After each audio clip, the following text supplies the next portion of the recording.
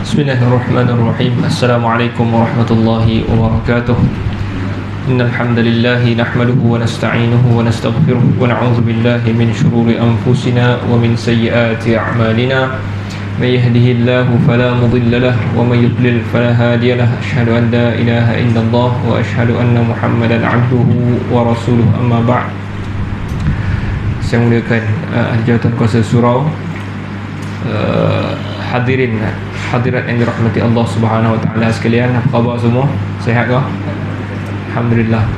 Alhamdulillah. Pertama sekali marilah sama-sama kita memanjatkan rasa syukur kita kepada Allah Subhanahu wa taala di atas limpah dan kurnia-Nya pada hari ini yang mempertemukan kita sekali lagi. Jadi tuan-tuan, hari ini sudah berapa tadi cek 11,000 lebih 11,200 macam itulah telah dibunuh saudara-saudara kita seramai 11,000 di Palestin. Jadi kalau ikut ni Hamas bunuh hari tu, Hamas bunuh lah kan. Hamas bukanlah dia hanya menyerang balas lah terhadap kezaliman yang dilakukan kepada mereka. Dia bunuh dalam 1,200 orang kan. 1,200 orang. Dia balas balik 12,000. Ini 10 kali ganda apa yang dibalas balik kepada orang-orang Islam. Dan mereka bukan baru hari ini bunuh.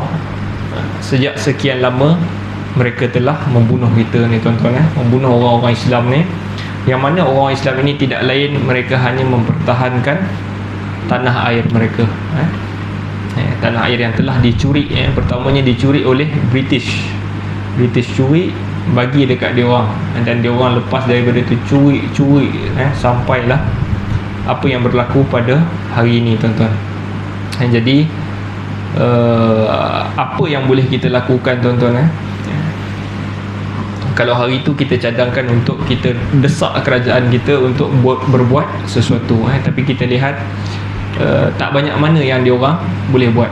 Jadi apa yang kita ini boleh buat di bawah, mungkin dengan boykot lah tuan-tuan, boykot.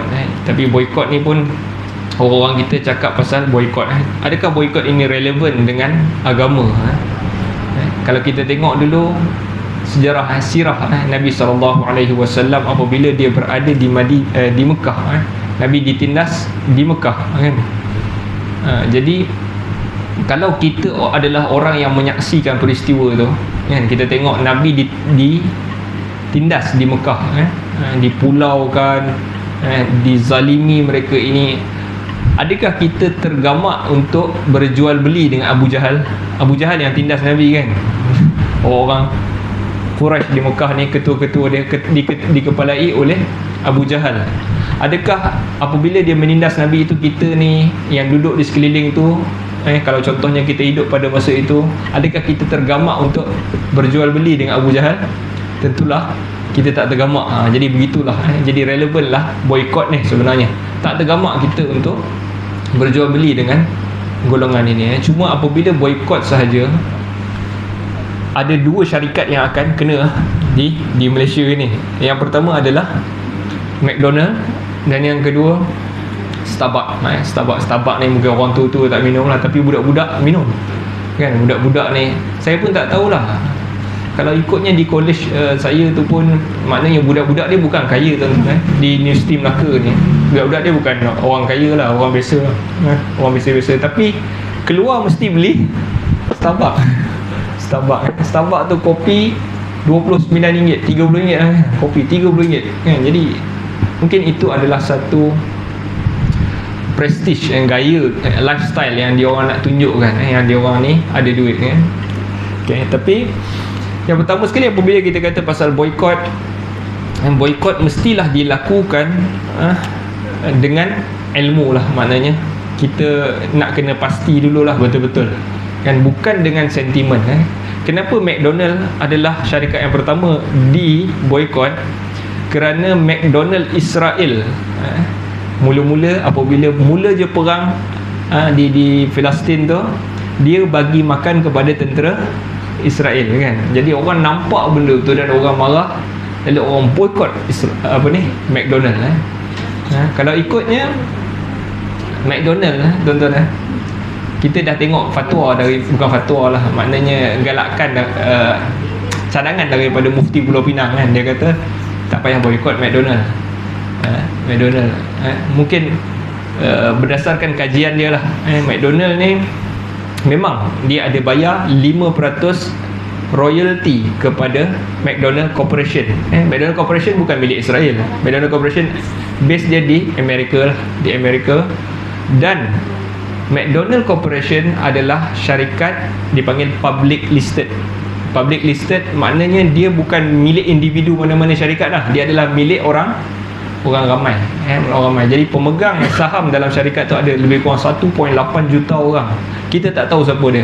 Ada syarikat, ada orang, banyak perseorangan yang pegang. Jadi kalau kita nak tuduh dia, McDonald Corporation ini bantu apa?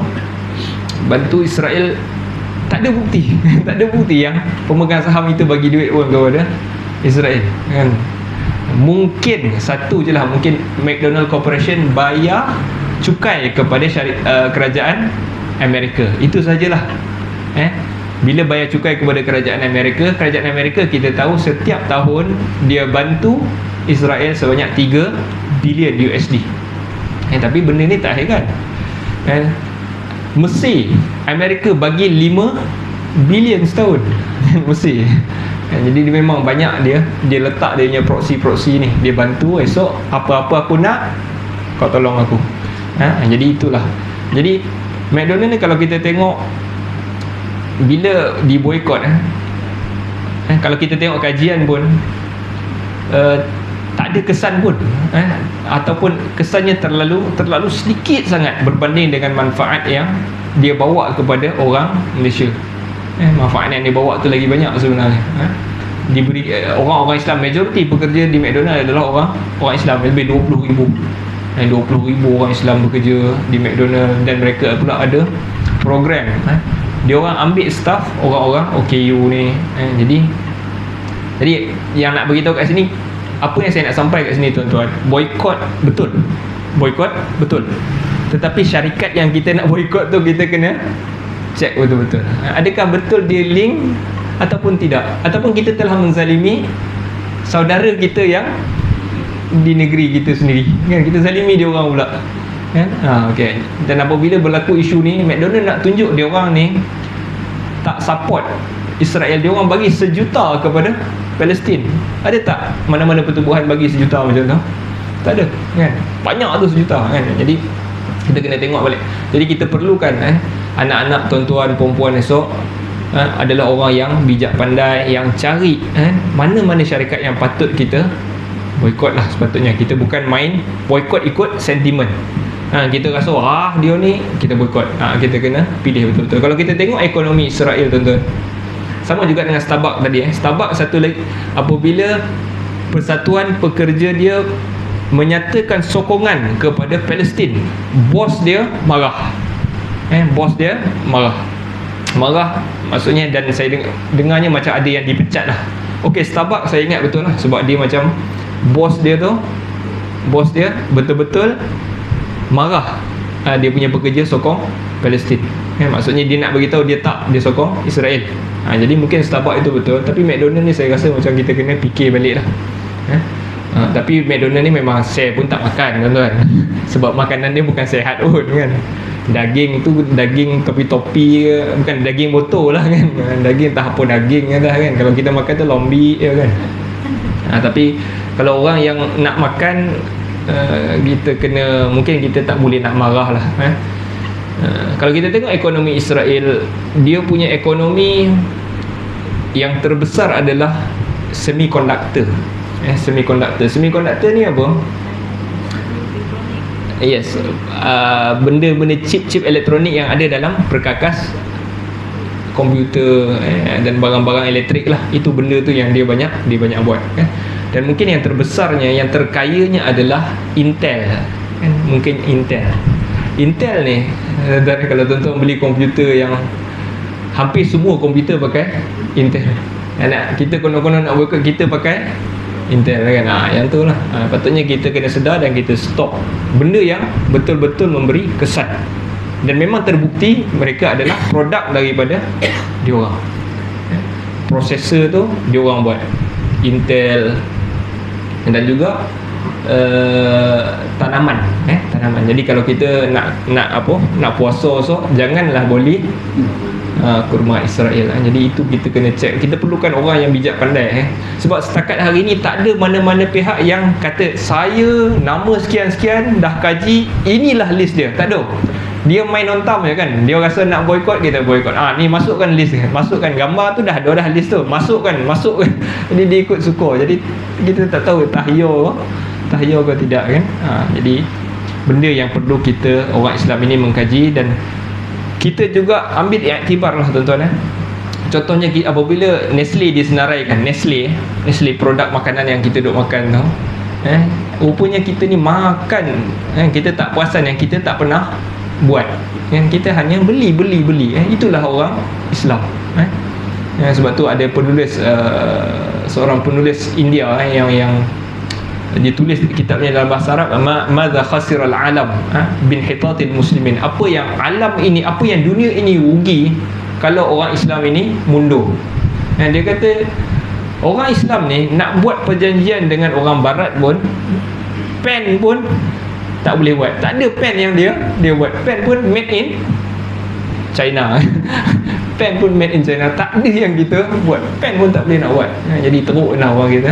Kita kena fikir balik lah. Apabila ada kita panggil gelombang untuk boykot ni, orang Islam kena berfikir untuk buat produk setanding dengan produk dia orang. Okay tuan-tuan. Jadi boykot betul, tetapi kita mestilah pastikan betul-betul. Okay. Jadi itu sedikit sebanyak tentang mukadimah kita hari ini berkenaan dengan Filastin tuan-tuan. Baik, jadi kita nak masuk kitab kita Al-Aqidah Al-Wasithiyah, Syarah Al-Aqidah Al-Wasithiyah. Kita dah masuk pada tajuk sifat mahabbah ataupun sifat sayangnya Allah. Allah itu bersifat dengan sifat sayang. Kenapa kita banyak sangat bahas pasal ni? Sebab ada golongan yang membangkang sifat ni. Itu je. Sebab ada golongan yang kata Allah tak ada sifat sayang. Yang maksud Allah sayang dalam Al-Quran tu, Allah sayang, bukan sayang dia kata. Sayang yang dia maksudkan di situ adalah Allah mahukan kebaikan. Tak boleh kita terjemah perkataan sayang. Jadi kita nak kuatkan di sini bahawa benar, bahawa salah pendapat dia tu. Dan apa yang Allah Ta'ala tulis dalam Al-Quran, Allah itu sayang. Allah memang memiliki sifat sayang.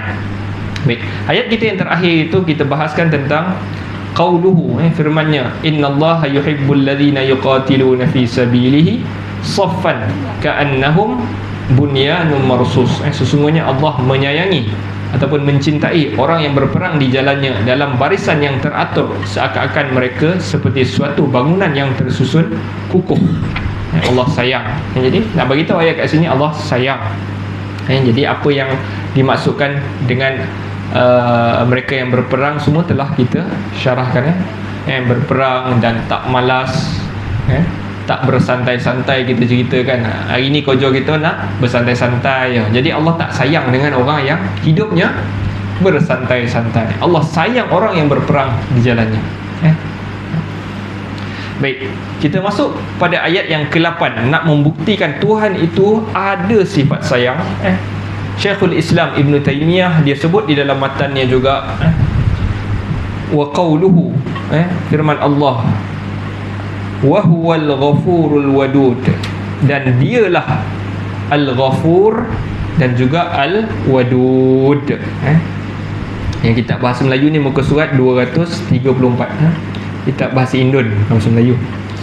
Bahasa Indon 234, yang kita Arab kena cari wa huwal ghafurul wadud, pada sifat mahabbah.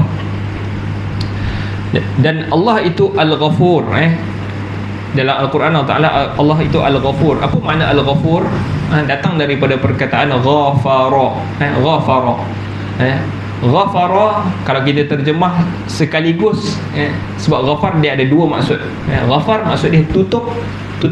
Kita tutup dan juga kita pelihara daripada akibat kesalahan itu.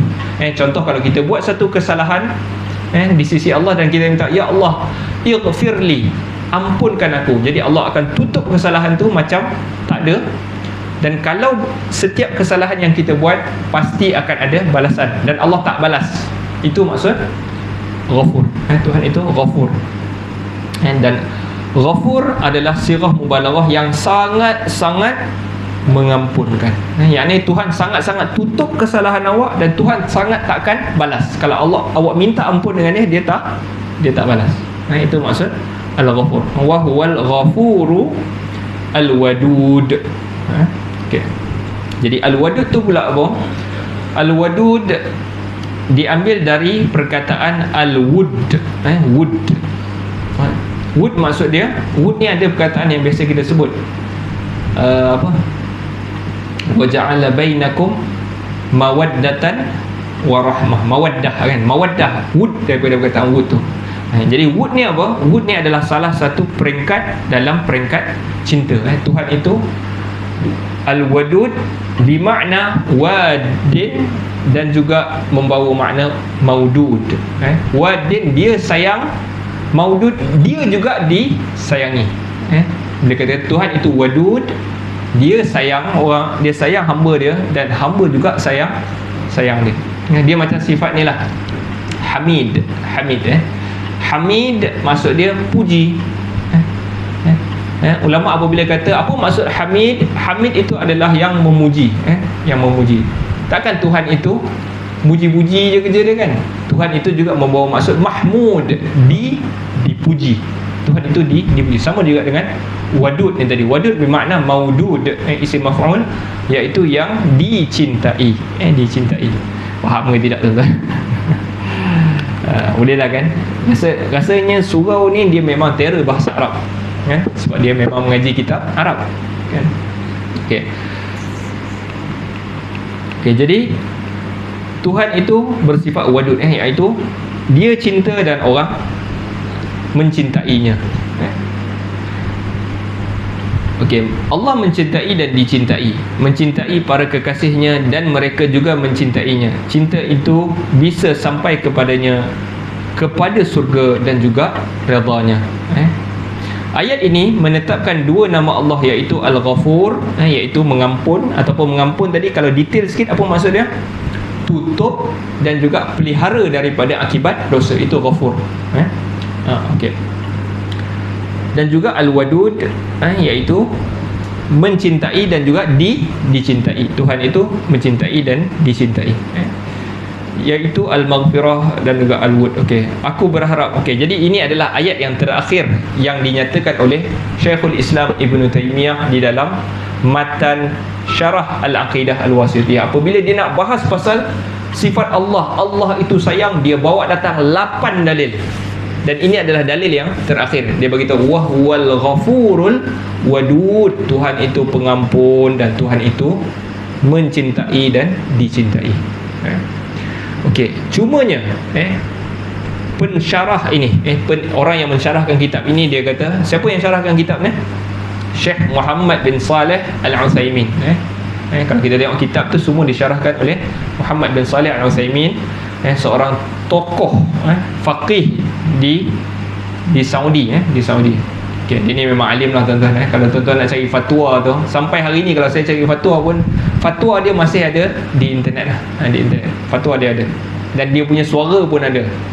Cuma suara dia tu macam suara orang tua sikit lah kan. Kadang-kadang kita tak berapa clear orang tua. Kita apa benda dia cakap ni kan. Kalau syekh-syekh yang muda sikit, kita akan dengar clear kan. Okey. Jadi Syekh Muhammad bin Saleh Al-Utsaimin, apabila dia syarah kitab ni, dia kata, aku berharap penulis menambahkan satu lagi firman Allah Ta'ala. Dia rasa tak cukup 8 yang dibawa ni. Dia harap bawa satu lagi firman Allah tentang mahabbah, iaitu al-khullah. Khullah, berdasarkan firmannya, wattakhadallahu Ibrahim khalila, dan Allah menjadikan Ibrahim itu sebagai khalilnya. Khalil itu maksud dia apa? Kesayangannya. Allah Ta'ala sebut dalam Al-Quran, Allah menjadikan Ibrahim sebagai kekasihnya, kesayangannya. Jadi untuk membuktikan sifat Allah itu sayang, penulis harap, pensyarah kitab ni harap Syekhul Islam Ibn Taymiyah bawa satu lagi dalil, iaitu dalil yang ni. Jadi dia nak bagi tahu dekat sini, kalau kau tulis Khalil, Khalil itu maksud dia apa? Khalil adalah orang yang berada dalam tingkat kecintaan paling tinggi. Dalam cinta dalam bahasa Arab ni tuan-tuan, bahasa Arab ni dahsyat lah. Ada satu kajian, dalam satu kajian bahasa Inggeris, vocab ni apa? Kamus perkataan-perkataan bahasa Inggeris kalau dihimpun semua sekali kan. Kadang-kadang kita ni, anak-anak kita ni, dia pandai bahasa Inggeris, tapi bahasa Inggeris dia tu standard, bahasa Inggeris yang memang orang cakap kan. Where do you work? I work here. Where do you live? I live. Perkataan yang simple. Tapi kalau suruh dia baca Bible, dia boleh baca tak Bible? Bible mempunyai perkataan-perkataan lama yang banyak kan. Perkataan-perkataan tu, thou shall not kill, thou tu apa kan. Kadang-kadang orang tak boleh nak baca sebab ada perkataan-perkataan lama yang banyak. Tapi kalau dihimpunkan bahasa Inggerisnya tuan-tuan, dihimpun ada lebih kurang 600,000 perkataan bahasa Inggeris. 600,000, banyak. Tetapi bahasa Arab ada 24 kali ganda daripada 600,000 tu. Arab ada 12 juta perkataan untuk satu benda Arab kan. Sebab tu kadang-kadang Arab ni satu benda dia boleh membiak jadi sampai 12 perkataan. Satu benda tapi ada 12 perkataan untuk benda tu kan. Sebab tu dia jadi banyak. So bila kita kata dalam bahasa Melayu ni, kalau kita nak kata cinta tuan-tuan, cinta lagi, I cinta you saya cinta awak kan, sayang awak, apa ni, habis dah. Kasih, rindu lain kan, dia cinta tu, kasih, 3 habis. Bahasa Arab dia ada sampai 10 peringkat, dan setiap itu peringkatnya berbeza. Kita pun kasih yang mana, kasih mungkin bawah sikit kot kan, sayang atas sikit, kita susun lah macam tu. Tapi Arab ini ada 10 level cinta, dan cinta paling atas dia panggil khullah. Yang inilah perkataan wattakhadallahu Ibrahima Khalil ini adalah, khullah itu adalah level yang paling tinggi. Tak ada dah lepas daripada khullah tu mati lah, maksudnya kau tu mati, tak ada dah. Khullah itu paling tinggi. Jadi penulis Arab dimasukkan juga khullah ini kerana dia adalah bentuk kecintaan yang tertinggi. Dalam kisah Arab ni ada suatu kisah cinta yang popular, iaitu kisah siapa? Qais dan juga Laila, ataupun orang Melayu terjemahkan dia jadi Laila Majnun. Nama lelaki tu Qais, dan perempuan tu Laila. Dia pernah tulis satu syair kepada, nak lambangkan kecintaan dia tuan-tuan. Dia kata amurru ala diyar Laila wa uqabbilu zal jidari wa zal jidara wa ma hubbud diyaru syaghafna qalbi walakin hubbu man sakana diyar. Aku berjalan di perkampungan Laila, aku cium dinding ini dan juga dinding itu. Bukanlah kampung itu yang menyebabkan hati aku ini terpaut, tetapi cinta terhadap orang yang duduk di dalam kampung itu kan. Cinta kan. Jadi itu Qais dan juga Laila. Jadi dia Arab ni kalau jiwang, dia memang jiwang betul kan. Memang kalah lah dan perkataan dia pun banyak kan. Perkataan ni maksud ni, perkataan ni maksud ni. Okey. Tapi nak bagi tahu kat sini, khullah adalah cinta Allah, sifat cinta yang paling tinggi.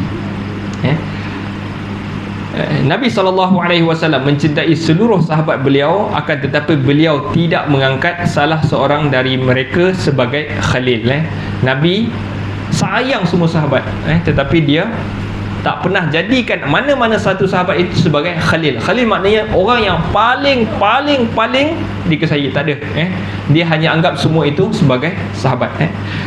Nabi SAW bersabda, lau kuntu muttakhidan khalila, kalaulah aku ini boleh untuk ambil seorang khalil min ummati, di kalangan umat aku ini, lattakhadtu Abu Bakar, nescaya aku akan ambil Abu Bakar, Abu Bakar sebagai khalil. Tapi Nabi tak boleh ambil khalil. Nabi hanya boleh jadikan mereka ini sebagai sahabat sahaja, sahabat yang rapat, sahabat yang jauh, sahabat yang rapat. Tak boleh Nabi declare dia sebagai khalil. Jadi apabila kita baca firman Allah mengambil Ibrahim sebagai khalil, maknanya kecintaan Allah terhadap Nabi Ibrahim adalah kecintaan tahap tertinggi. Okey. Kemudian adakah Ibrahim sahaja yang Allah Taala ambil sebagai khalil? Tidak. Nabi Muhammad sallallahu alaihi wasallam juga diambil sebagai khalil. Nabi sallallahu alaihi wasallam bersabda, innallaha attakhadhani khalilan kama attakhadha Ibrahima khalila. Allah telah mengambil aku sebagai khalil seperti mana dia mengambil Ibrahim sebagai khalil. Khalil ini kekasih yang paling disayangi. Derajat khullah ini tidak diraih oleh manusia kecuali dua orang, iaitu Nabi Ibrahim alaihissalam dan juga Nabi Muhammad sallallahu alaihi wasallam, berdasarkan hadis di atas. Jadi kita tak boleh memandai-mandai anggap orang ini adalah kekasih Allah, kekasih yang Allah paling sayang, kita kata. Kita tak boleh. Melainkan hanya dengan satu cara, iaitu dengan dalil.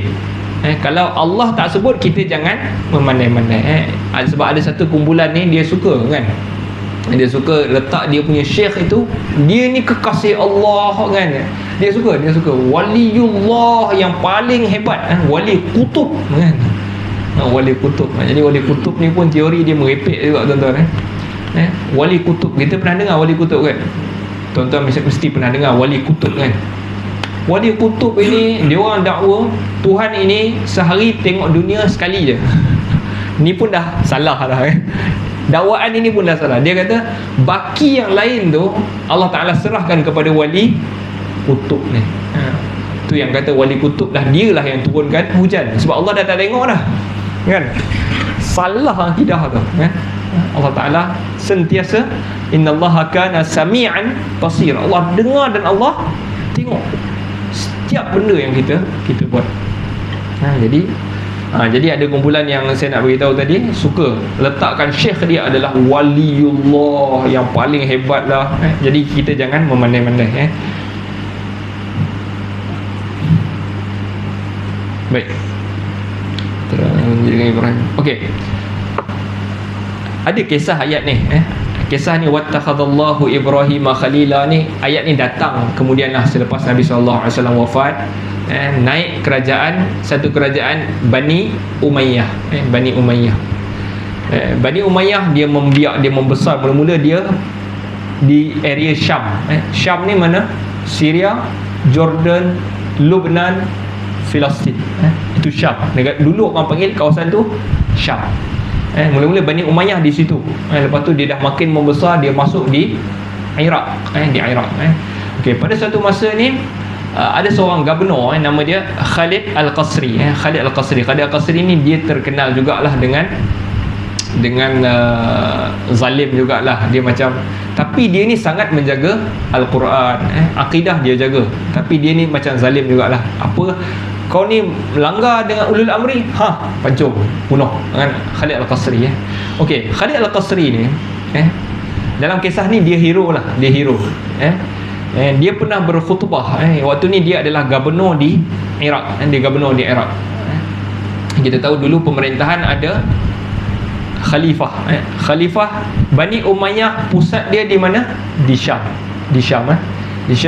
Dan juga mana-mana kawasan yang dia dah masuk, orang yang dia letak kat situ kita panggil sebagai gubernur. So ada gubernur di Iraq.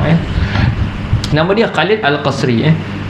Jadi Khalid Al-Qasri ini dia terkenal dengan melawan golongan ataupun kelompok yang dipanggil sebagai Jahmiyah. Jahmiyah maknanya ada orang-orang yang waktu tu dah wujud dah, orang-orang yang dakwa dalam Al-Quran. Allah kata wasna'il fulki bi'ayunina, Allah Ta'ala sebut, dan buatlah kapal. Allah Ta'ala perintahkan kepada Nabi Nuh, buatlah kapal bi'ayunina, dengan mata-mata kami, yakni dengan di bawah perhatian Allah, mata Allah.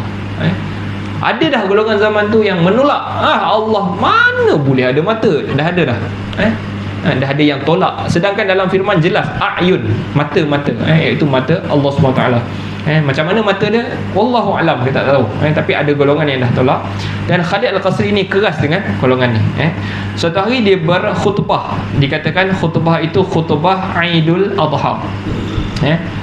Dia pesan kepada dalam khutbah tu dia sebut, wahai kaum muslimin, berkorbanlah apabila Aidul Adha kita dituntut untuk melakukan korban. Sembelihlah kambing, lembu, unta, sembelihlah.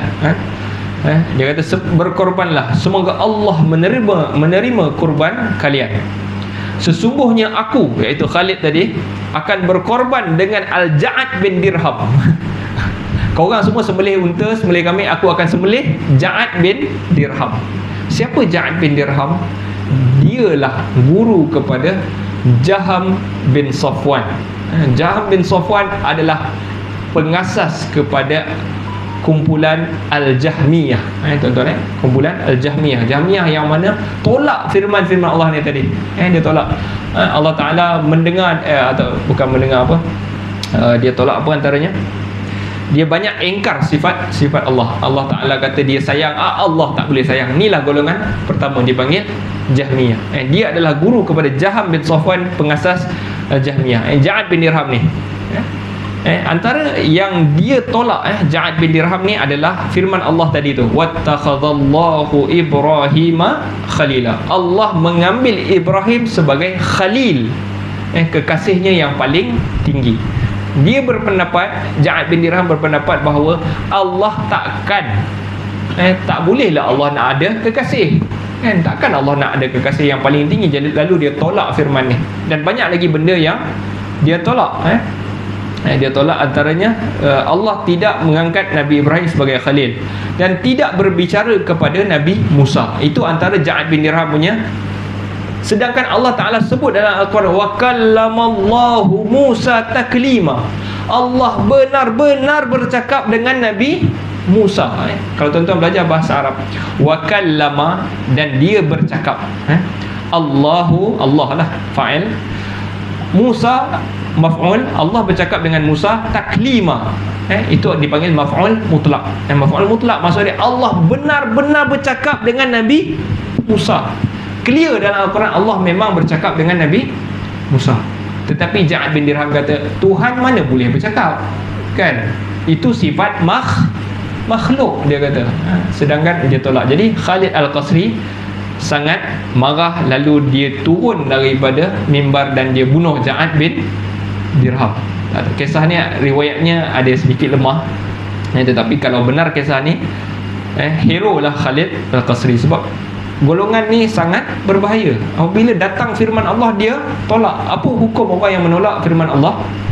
Kafir. Kafir. Tuan-tuan, jadi jaga-jaga kita dengan akidah sebahagian kumpulan yang tolak firman Allah Ta'ala ni. Tolak ni tak logik lah Tuhan. Tak logik apa? Ada dalil. Ada dalil. Takkan kita nak tolak. Okey, jadi tentang hal ini Ibnul Qayyim ada menuliskan, kerana Ibnul Qayyim Al-Jauziyah dia ada tulis, dipanggil syair lah. Kerana itu Khalid Al-Qasri berkorban dengan Ja'ad. Khalid bunuh Ja'ad pada hari penyembelihan hewan korban, kerana dia berkata Ibrahim bukan Khalilullah sama sekali, dan Musa juga bukan Rasul yang diajak bicara langsung oleh Allah. Semua pengikut sunnah berterima kasih atas kurbannya. Engkau adalah pelaku kurban yang mengagumkan. Jadi orang-orang macam ni tak patutlah untuk kita menumpahkan darah, kan? Tetapi kalau golongan ni melampau, menolak Al-Quran secara terang-terangan, dia layak untuk dihukum oleh pemerintah sahaja, tuan-tuan. Kita tak boleh. Pemerintah boleh jatuhkan hukuman mati kepada dia. Jadi ada mahabbah, cinta, ada wud dan juga khullah. Jadi penulis nak bagi tahu kat sini, Tuhan itu memang bersifat cinta. Dalam antara firman-Nya, Allah itu ada hub, cinta, wud, kasih, khullah, cinta yang paling tinggi. Sandaran kita dalam perkara yang gaib harus kepada dalil-dalil nakli. Akan tetapi tidak ada halangan kalau kita pun berdalil dengan dalil akli. Akli maknanya dalil akal. Nakli Al-Quran, Sunnah.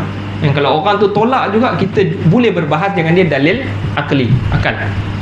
Apa bukti Allah Ta'ala itu bersifat dengan sifat cinta? Bukti dia adalah salah satu buktinya. Kenapa? Kalau orang kata tak logik lah Tuhan itu ada sifat cinta, sebab itu sifat makhluk. Jadi kita boleh bagi dia dalil akli. Kita kata, kalau macam tu, untuk apa Allah Ta'ala balas orang-orang yang baik itu dengan syurga kalau dia tak cinta, kan? Jadi baik dia bagi je semua orang masuk syurga. Tentulah ada orang yang dia sayang. Balasan yang diberikan kepada Allah, kepada orang-orang yang taat, dengan syurga, kemenangan, dukungan dan sebagainya, tanpa diragukan, menunjukkan adanya cinta. Allah Ta'ala itu bersifat dengan sifat cinta.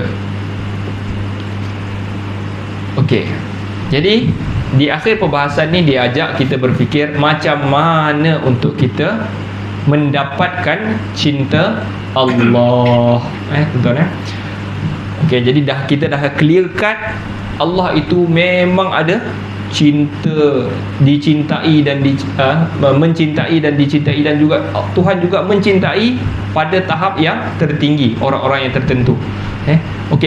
Jadi kita ni, isu dia sekarang ni, dah habis kita tahu Allah itu bersifat dengan sifat cinta. Soalan yang pertama, dengan apa seseorang boleh mendapatkan cinta Allah? Muka surat 238. Baik. Jadi jawapan dia, kecintaan Allah memiliki banyak sebab. Ada banyak sebab kita boleh dapatkan cinta Allah. Yang pertama, hendaklah seseorang melihat siapa yang menciptakannya, siapa yang memberikan kenikmatan sejak dia di perut ibunya. Jadi kalau kita sayang ibu kita, tetapi ibu kita hanya menguruskan kita selepas dia lahir. Sebelum tu, dalam perut, kan? Sebelum daripada tu, siapa yang uruskan kau adalah Allah. Jadi kita kena fikir benda tu. Allah Ta'ala dah bentuk kita, sifat sifat kita sempurna, perangai kita baik. Allah Ta'ala dah bagi macam tu. Kita kena berterima kasih dengan Allah di atas nikmatnya itu. Jadi dengan itu kita boleh mendapat cinta Allah. Kalau kita fikir nikmat macam tu. Baik, muka surat seterusnya 239. Jika Allah memberimu dan banyak nikmat yang Allah Ta'ala bagi, ada yang Allah Ta'ala lebihkan sebagai manusia ini, dia bagi nikmat beribadah. Ada orang yang lebih dia ibadah, dia boleh bangkit malam salat. Ada yang boleh rajin dia puasa, dia rajin zikir, dia rajin baca Quran. Yang tu juga adalah nikmat yang Allah Ta'ala bagi. Yang kita jangan rasa sebab aku paksa diri aku, tak, kan? Kita betul lah, kita berusaha. Dalam masa yang sama Allah Ta'ala bagi kita nikmat. Jika Allah Ta'ala bagi kita nikmat itu, kita hendaklah bersyukur, dan Allah Ta'ala, dan kita kena recognize, kita kena iktiraf bahawa Allah Ta'ala telah lebihkan kita di atas nikmat itu. Dan jika Allah Ta'ala lebihkan kepada kamu harta, maknanya Allah telah lebihkan engkau. Jika Allah Ta'ala kau beri nikmat, lebihkan engkau dalam keluarga, maknanya keluarga kita ni sihat, keluarga kita itu ramai, Allah Ta'ala telah lebihkan kita dalam itu. Dan ada orang yang Allah Ta'ala bagi dia banyak rezeki, makanan, makanan, rumah dia ada je makanan. Ada rumah ni kaya tapi makanan tak ada, datang bagi biskut je. Kan? Tapi dia rumah biasa-biasa tapi rumah ada makanan. Allah Ta'ala telah bagi dia nikmat. Itu antara benda yang kita iktiraf, nikmat Allah Ta'ala, kita boleh dapat cinta Allah. Nombor 2, kita mencintai amal-amal yang dicintai oleh Allah, baik amal lisan, badan dan juga hati. Apa lagi? Nombor 3, kita memperbanyakkan mengingati Allah. Ini kita ingat Allah seorang-seorang dan juga dalam keadaan ramai. Sehingga setiap kali engkau melihat sesuatu, maka engkau menjadikannya sebagai dalil atas Allah, sehingga hatimu selalu sibuk dengan Allah, berpaling dari selainnya. Ini juga akan mendatangkan kecintaan Allah. Ketiga-tiga sebab ini menurut saya adalah sebab-sebab terkuat untuk mendatangkan cinta Allah. Macam mana nak dapat cinta Allah? Pertama, kita iktiraf Tuhan dah jaga aku, dah bagi nikmat kepada aku, nombor satu. Nombor dua, kita sayang benda-benda yang Allah Ta'ala sayang. Amal ibadah, lisan yang baik Tuhan suka, hati yang bersih Tuhan suka kita, Allah Ta'ala sayang kita. Nombor tiga, kita banyak mengingati Allah. Nampak apa benda pun Allah. Nampak peti, kita jangan sibuk, ini adalah tenaga elektron yang peti berlaku, kita sibuk macam tu kan. Itu adalah kuasa Allah. Untuk belajar tak apalah, tapi bila nampak aja benda-benda, kita ingat Allah. Subhana Zirra'd, Subhana Zirra'd, antara zikir apabila kita nampak peti kan. Okey, nombor dua, apabila kita tahu sifat Allah tadi, apakah pengaruh dari segi perilaku yang merupakan konsekuensi dari apa yang dijelaskan? Apa benda yang boleh attract sifat Allah itu kepada kita? Muka surat 240. Jadi nombor satu, apa benda yang kita buat dan menyebabkan Tuhan suka kepada kita. Benda-benda ni juga kita dah sebut pada ayat-ayat yang sebelum ni. Nombor satu, wa ahsinu innallaha yuhibbul muhsinin. Dan berbuatlah sebaik mungkin, sesungguhnya Allah menyayangi orang yang berbuat sebaik-baik. Satu amalan kita buat paling baik, ahsin.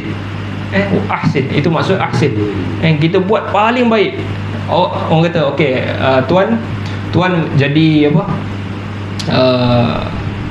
AJK ataupun pengarah program membersihkan surau. Jadi kita pun perah fikir kita buat sebaik, kita susun, okey, berapa barang nak perlukan, siapa nak datang, apa bondo nak, duit mana nak cari, kita susun betul-betul, kita buat paling bagus kan, buat paling baik untuk benda tu. Allah kata dia suka dengan orang-orang yang melakukan yang paling bagus. Ihsan. Ihsan, buat paling baik. Perkataan yang sama digunakan untuk kedua ibu bapa. Ahsin tu juga Allah Ta'ala guna untuk ibu bapa. Wabil walidaini ihsana. Allah Ta'ala, kedua ibu bapa engkau buat paling baik. Ibu bapa engkau, bila kau nak buat paling baik, siapa yang kau fikir pertama? Mak ayah engkau kan, bukan girlfriend kau, bukan.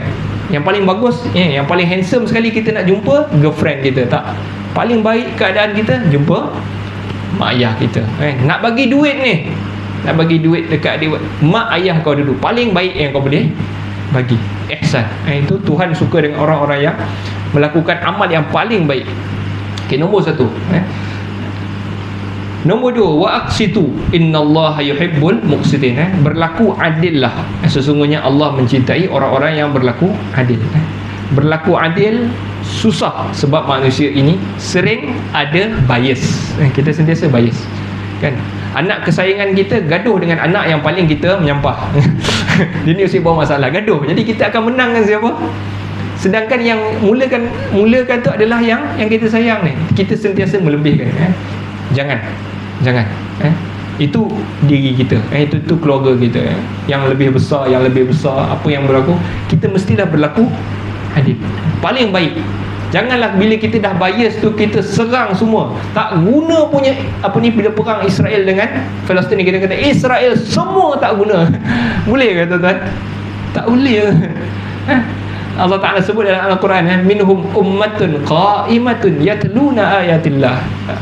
Di kalangan min ahlil kitab, ummatun qa'imatun, di kalangan ahlul kitab, iaitu orang-orang Yahudi itu, ada umat yang qa'imah, yang berdiri, yatluna ayatillah ana al-lail, baca ayat Allah sepanjang malam kan. Di kalangan mereka ada orang yang baik pun, ada orang soleh, dan ada orang yang masuk mukmin, ramai. Ramai juga orang Yahudi yang masuk Islam. Kalau tuan-tuan nak cari siapa, ramai. Yang pertama nama dia siapa? Pepe. Apa nama Pepe? Dia tak berapa popular. Yang ini yang popular, Miko Pellet nama dia. Miko Pellet. Dia adalah Israeli American. Maknanya dia ada warga negara, warga negara Israel, warga negara Amerika. Sekarang ni dia profesor di University of apa di Amerika lah. Dan apabila orang ingat, apabila dia Israel Amerika, orang interview lah dia, orang ingat dia nak bagi pandangan sokong Israel. Tak, dia bantai. Ini adalah plan jahat Yahudi yang pernah disusun. Yahudi memang Israel Zionis, dia akan sebut Zionis ni memang dah plan untuk hapuskan orang Israel. Ini memang plan dia orang. Dia cakap macam tu. Jadi orang terkejut kan. Engkau tak patutlah cakap macam ni, engkau orang Israel kan. Tak, dia kata dia dah masuk Islam. Dia orang Islam. Dan jadi kita tak boleh serang semua orang Yahudi sama. Tak. Berlakulah adil. Nak beritahu kat sini, wa aqsitu innallaha yuhibbul muqsitin. Berlaku adil. Allah Ta'ala suka orang yang adil. Lagi apa yang Allah Ta'ala suka? Innallaha yuhibbul muttaqin. Tuhan suka dengan orang-orang yang bertakwa. Bertakwa itu apa? Jaga diri kita daripada buat salah. Jaga diri kita. Ni Allah Ta'ala suka ke tak suka? Kita jaga kan. Ada orang ajak ni, jom kita nak buat apa tuan-tuan? Adalah buat benda-benda kita kongsi-kongsi duit, nak pergi kelab malam contoh. Benda buruk lah. Ataupun apa-apa benda yang kita sure tak sure, benda ni boleh ke tak boleh. Jadi kita jaga-jaga diri kita. Allah Ta'ala suka dengan orang-orang yang jaga diri dia orang ni, daripada melakukan kesalahan. Okey, apa lagi Allah Ta'ala suka? Innallaha yuhibbut tawwabin. Tuhan suka dengan orang-orang yang sering bertaubat. Yang ni buat salah minta ampun, buat salah minta ampun. Ya Allah, aku dah salah, ya Allah ampun aku, ya Allah. Allah Ta'ala suka. Lagi apa yang Allah Ta'ala suka? Inna wa yuhibbul mutatahhirin. Dan Allah Ta'ala suka dengan orang yang berusaha untuk menyucikan dirinya. Tatahhar maknanya dia ada usaha. Dia sama dengan perkataan tazakka. La'allahu yatazakka. Allah Ta'ala suruh macam mana dalam surah tu? La'allahu yatazakka. Kau pergilah bagi nasihat kepada Fir'aun. La'allahu yatazakka. Boleh jadi dia ni nak cuba nak membersihkan diri. Yatazakka. Okey, sama perkataan dia tatahhar, mutatahhir. Maknanya dia berusaha untuk menyucikan dirinya. Jadi kalau orang itu berusaha zahir dan juga batin, zahir dan juga batin. Maknanya kalau dia berusaha basuh pakaian dia supaya Allah Ta'ala nanti nak menghadap Allah Ta'ala semua, Allah Ta'ala suka. Apa lagi yang Allah Ta'ala suka? Qul in kuntum tuhibbunallaha fattabi'uni. Katakanlah wahai Muhammad, jika kamu yakni orang-orang yang di hadapan Nabi ini, kamu sayang Allah, ikutlah aku. Jadi ikut sunnah Nabi salah satu benda yang boleh membuatkan Allah Ta'ala sayang. Dah masuk tuan-tuan, sikit kita nak habiskan sikit. Maknanya ikut apa yang Nabi buat dan kita rasa berat nak buat benda yang Nabi tak buat, itu menunjukkan Allah Ta'ala sayang juga. Itu menarik sifat Allah Ta'ala sayang kepada diri kita. Jadi dia kata ini mengharuskan kita bersungguh-sungguh berusaha mengikut ittiba' kepada Nabi, di mana kita meletakkan jalan tersebut di depan kita, lalu kita tidak menyimpangi daripadanya. Jadi kita letak ibadah kita ikut Nabi, petunjuk ikut Nabi, tidak melalaikannya, tidak menambahkan dan juga tidak menguranginya. Perasaan seperti ini menjaga kita dari bid'ah, menjaga kita dari sikap asal-asalannya, dan menjaga kita dari sikap berlebih-lebihan. Jadi benda ni juga kita dah bahas lah. Ikut Nabi, ikut. Berat hati kita kalau nak ikut benda yang Nabi tak buat. Apa lagi tuan-tuan? Okay. Antaranya Allah suka orang yang berperang. Innallaha yuhibbul ladzina yuqatiluna fi sabilihi saffa. Allah Ta'ala suka dengan mereka yang berperang pada jalannya dalam satu saf. Okey, yang ni juga telah kita bahaskan minggu lepas. Iaitu janganlah kita sentiasa berperang di jalan Allah. Sama ada dengan akal kita, dengan ilmu kita, dan juga dengan tenaga kita. Bila diminta untuk berperang, kita berperang. Allah Ta'ala suka. Okey, jadi ingat yang ni apa, ada pun ada bid'ah mengingkarinya. Okey, saya ingat berhenti dulu dekat sini benda-benda yang berkaitan dengan sifat Allah. Jadi kita habiskan sikit sifat cinta, nanti kita masuk lagi dengan satu sifat dipanggil sifat rahmat. Tuhan itu bersifat dengan sifat rahmat. Wallahu ta'ala alam. Ada soalan tuan-tuan? Tak ada kan? Dah masuk isyak lah. Nas'alullah ta'ala ayyanfa'ana bima sami'na wa ayyaj'alana hudatan muhtadin. اللهم ارحم موتانا واشف مرضانا وعافي مبتلانا واجعل آخرتنا خيرا من دنيانا. صلى الله على سيدنا محمد وعلى آله وصحبه وسلم والحمد لله رب العالمين. أذن.